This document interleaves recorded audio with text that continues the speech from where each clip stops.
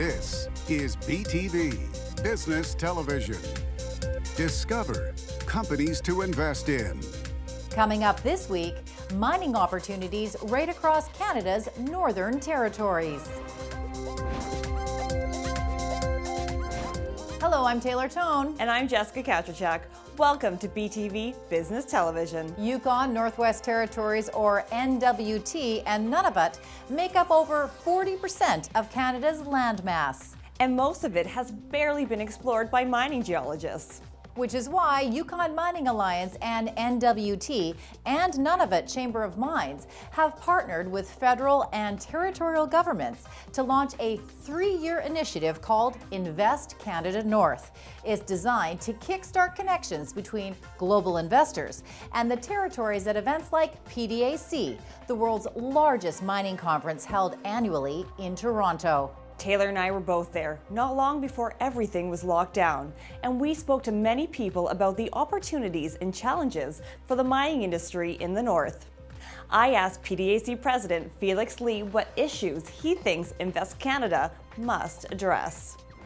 The Invest in Canada North initiative is something that is long overdue because it promises to start making the necessary investments that we need in the North to unlock the mineral potential. There are so many known mineral deposits up in the north that remain undeveloped. The primary reason being really a lack of infrastructure, which makes the cost of exploring and eventually developing and ultimately mining these deposits very, very expensive. With investment in infrastructure, we can effectively lower the cost of exploration and development and perhaps bring these mines into production. Infrastructure was on the minds of all the territorial premiers and government ministers that we met up with at PDAC. The Northwest Territories has a serious infrastructure deficit at the moment. A lot of our communities are only connected by air or by ice roads that are built every year. And with climate change, we're finding that the reliability of those roads is declining. So for me, one of the largest or most important projects we need to get going are 2 of our major road corridors that we want to build. What's great about Invest in Canada's North is that it allows us to partner up with our neighboring territories where we can have sort of more brand power, because we're a very small jurisdiction, so if we can partner with our 2 neighbors, then we can sort of have more power together.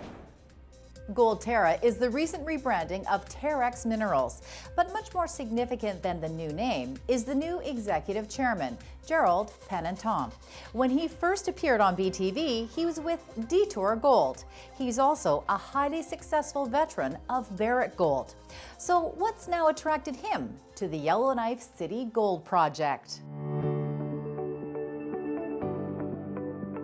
Nobody has been aggressively, strategically exploring the Yellowknife camp over the last 20 years.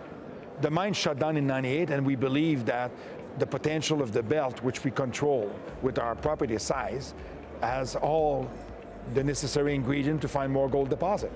The camp has historical production of 14 million ounces. Penenton and his team have set out to prove there's even more, much more. The reset of Goldterra is an important point in time. We have a very strategic focus to add ounces. We have our first resource, 735,000 ounces. We know where to find more gold, and our intention over the next couple of years is 2 to 5 million ounces. For us, geologists, it's explaining a puzzle, finding the piece that is missing. Finding the missing pieces has produced 3 major gold mines in Penenton's career. But he's learned that good geology is only part of the puzzle. I think the most important thing when you go into a new place is behave like a guest and talk to your host.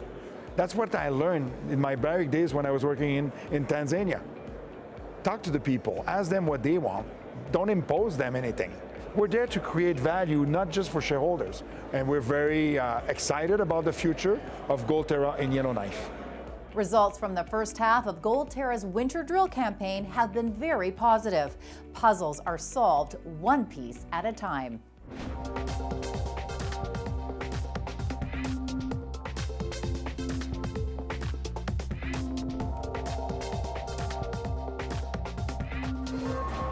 Coming up next, why base metals like zinc should not be overlooked. We foresee a serious supply deficit coming in next year. And later, we'll meet one of the truly big players in Canada's far north. We represent about 25% of the GDP in Nunavut. We'll be right back. You're watching BTV. A lot of things in this world were overpriced, and some things in this world were heavily underpriced. And the underpriced part of it was the mining sector.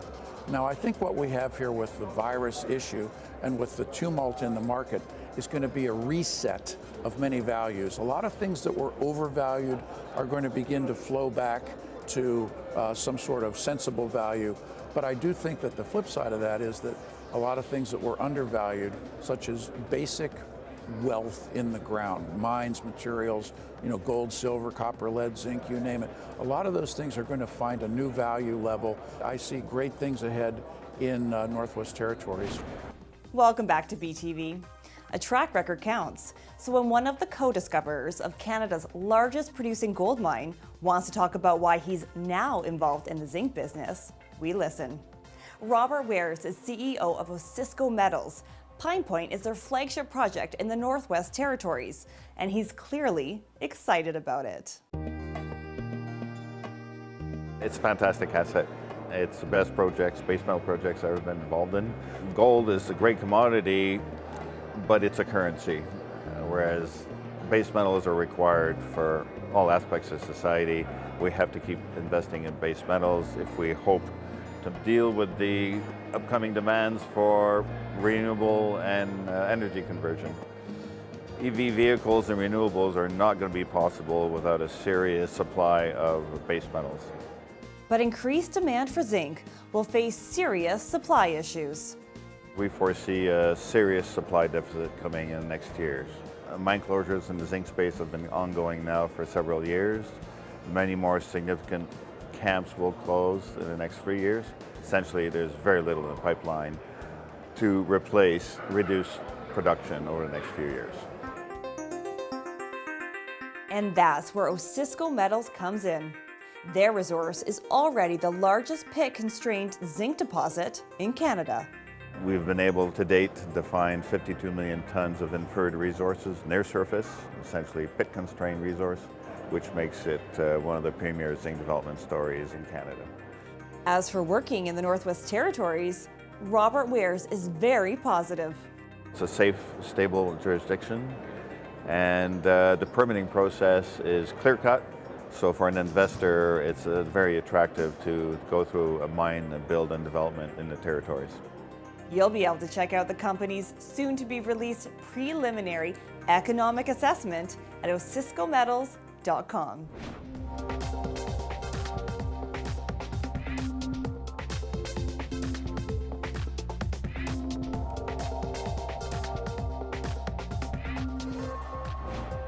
Resource development in Canada's North is a continually evolving three-way partnership between the territorial governments, First Nations governing bodies, and of course, various private sector interests. THOEN has been in business for 31 years now. It's the economic arm of the Yellowknives Dene First Nations, based in Yellowknife, Northwest Territories. The bulk of our work is centered around servicing the mining sector. So we've got 3 large operating diamond mines in the territory. And as a result of that, we're one of the largest private employers in the territory. The one thing I really want to emphasize, and what I think is an excellent opportunity in the North, is you've got Indigenous groups that are very interested, motivated to work with the resource sector, that have been doing it for decades. They understand it, and they're moving forward and advancing projects in a full partnership type model. After the break, find out what the Yukon has in common with Nevada. We discovered Canada's only Carlin-style mineralization way far out on the eastern end of the Rackla Gold Project. And a pure silver play in the Yukon. In reserves and resources, we put another 100 million ounces of silver on the books. We'll be right back. You're watching BTV. We just signed on with the federal government the largest capital asset monies in Yukon history, with $157 million going to expanding our road to Dawson City.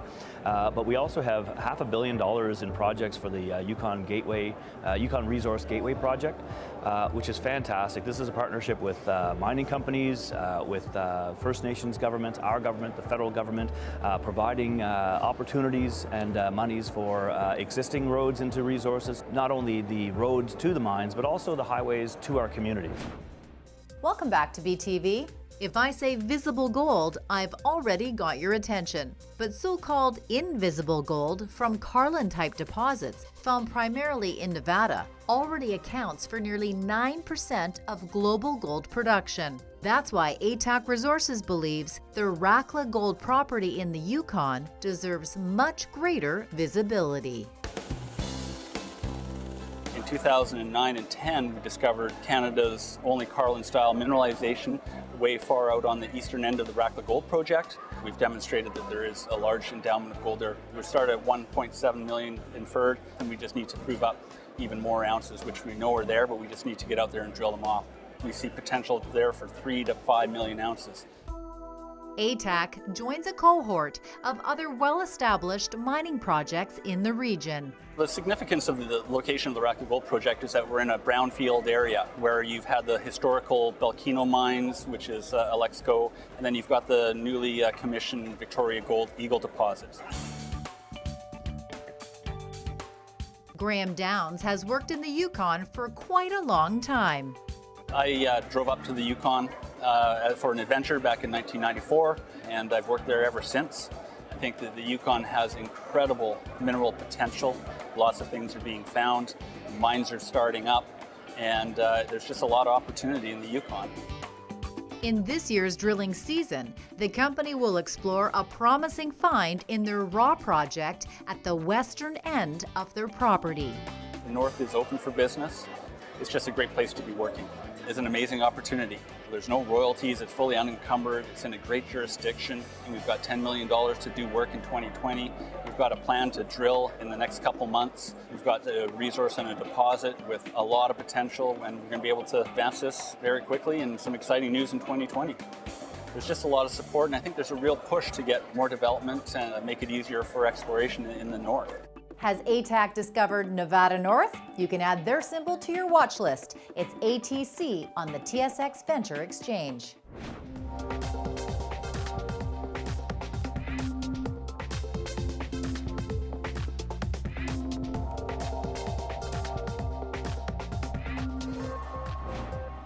A sustainable future for mining anywhere in the world can't ignore environmental, social, and governance, or ESG factors. At PDAC, I asked the Yukon minister, who holds multiple cabinet posts, for his thoughts on the subject. We're really lucky when it comes to the ESG conversation. When it comes to the environmental assessment process, we have our YESA process, which is really robust. It has all the rigor that ESG investors want to see.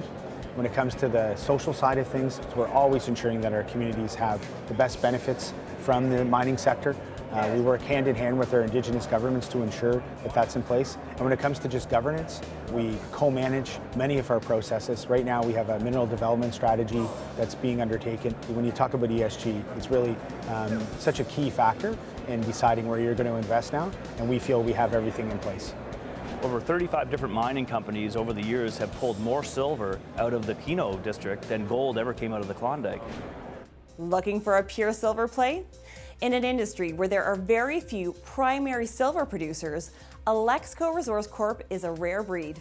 They'll earn over 75% of their revenue from this precious metal and own a historic and prolific silver property in Canada's Yukon.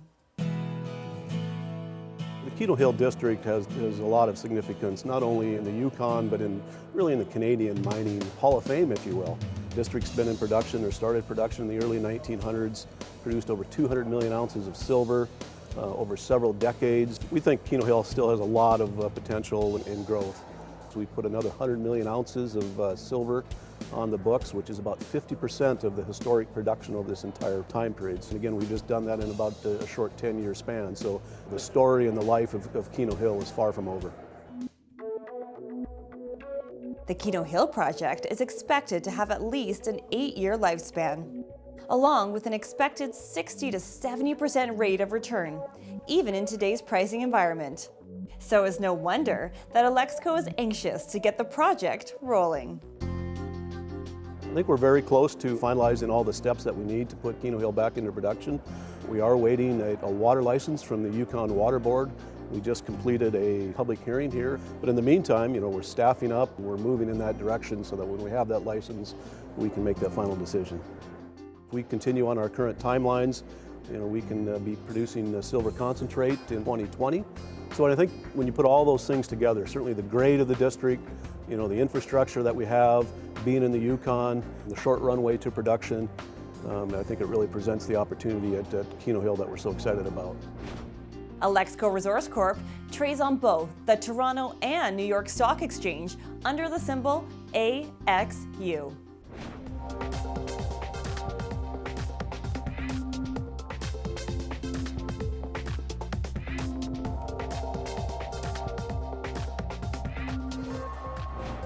Yukon still represents a large swath of land that is still underdeveloped. The next major play in Yukon probably isn't even discovered yet. Coming up next, a key to running a successful company in Canada's north. The potential is not just in the land, it's also in the people. We'll be right back. You're watching BTV. The area that's been explored in Nunavut is small, and the potential to find any rare minerals is really, really high within Nunavut because it is unexplored. The largest challenges we have right now within Nunavut for the mining sector, first is infrastructure. We are lacking in infrastructure to help the mining industry get into the areas they need to get into. The second is our land use plan. We are working on that right now to finalize the land use plan so that the industry will know what the rules are and the rules will not change in terms of the land use plan once it's finalized, hopefully within the end of 2022. Welcome back to BTV. The true measure of a company's success can't be found on the balance sheet alone.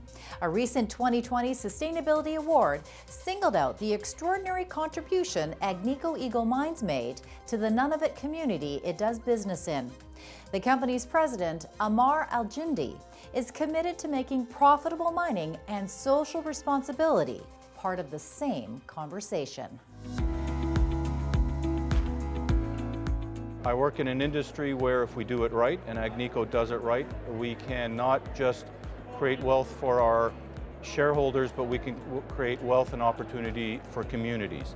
From its origins in the 1950s as a silver mining company in Northern Ontario, Agnico Eagle has grown steadily. We've got 8 operating mines, 5 in Canada, 1 in Finland, and 2 in Mexico.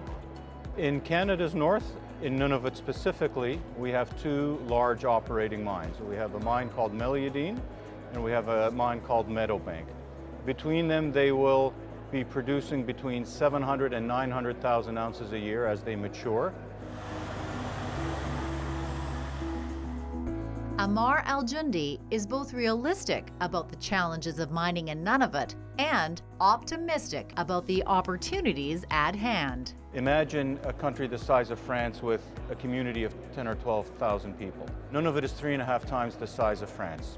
It has a population of 35 or 40,000 people. It's not an easy environment. It's cold. There's not a lot of infrastructure, but it has a lot of potential. But the potential is not just in the land, it's also in the people.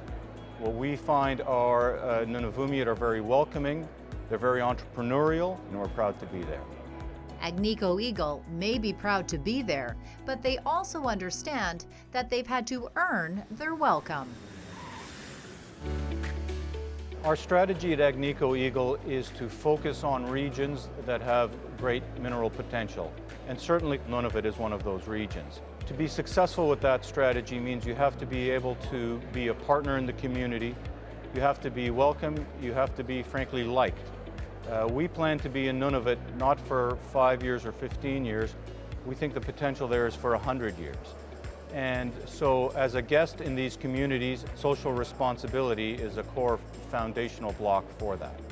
Not surprisingly, the company injects a lot of money into the Nunavut economy every year.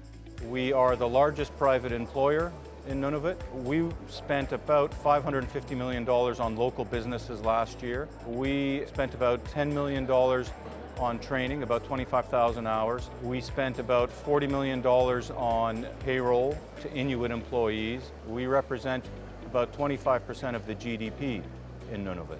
But the long-term value to the Indigenous communities goes beyond the immediate monetary benefits.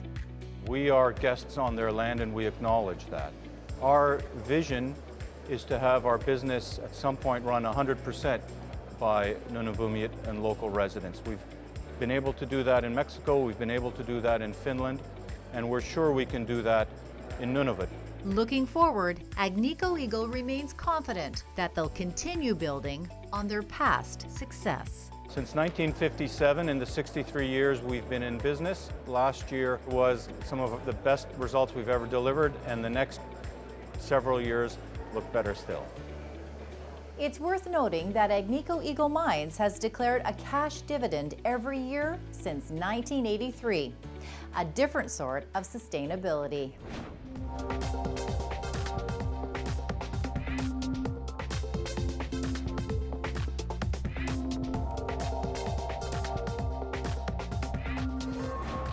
It's important to raise awareness of the northern regions in Canada.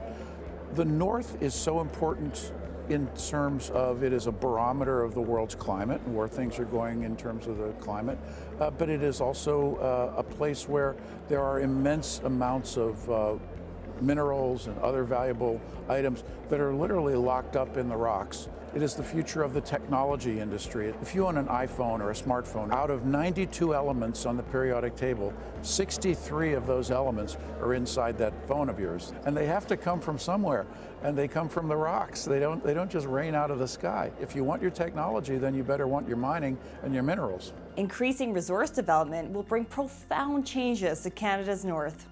But the outcome of the investment being made will be measured in much more than millions of ounces of gold, silver, zinc, or any other mineral. For me, success will be empowering people within the communities to take on their own ownership of projects and mines, not just be sort of that check that's getting cut for the name and saying we're doing the right things, but actually having meaningful partnership with Indigenous communities, governments, and businesses so that they can actually be owners in the mining industry and not just the laborers or the people on the ground. It's very impressive how so many levels of government and the private sector can work together so successfully in the North. The opportunities in Canada's North continue to be strong. Thanks for joining us today for BTV. I'm Taylor THOEN. And I'm Jessica KATRICHAK. Until next time, may your portfolio prosper.